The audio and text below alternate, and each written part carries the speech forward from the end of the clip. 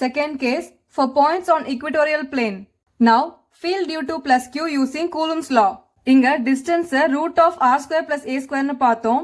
So, root and square cancel ஆயிரும். So, we get similarly field due to minus q is given by E minus q is equal to 1 by 4 pi epsilon naught q by r square plus a square. So, E plus q is equal to E minus q. So, point P மேல ரெண்டு charges மே electric field produce பண்ணும். Listen carefully. Plus q charge produce பண்ண vertical component upward directionல இருக்கு. And minus q charge produce பண்ண vertical component downward directionல இருக்கு. இது ரெண்டுக்குமே magnitude equal இருக்கு but opposite directions. So upward component downward component ஒண்ணுக்கு ஒண்ணு cancel ஆயிரும். Plus q charge ஓட horizontal component right side path இருக்கு.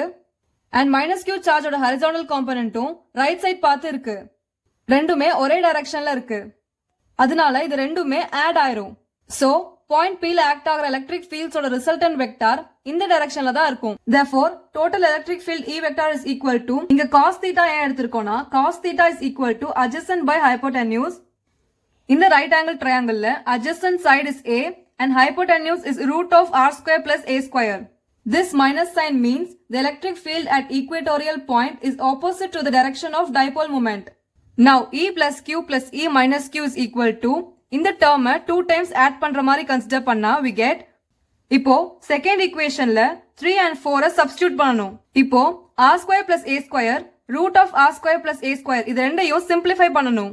அப்போ இந்த bracket குள்ள இருக்க term ஓட பவரா 1 இருக்கு and இந்த terms ஓட பவரா 1 by 2 இருக்கு. So 1 plus 1 by 2 is 3 by 2. Now let us consider r is double greater than a.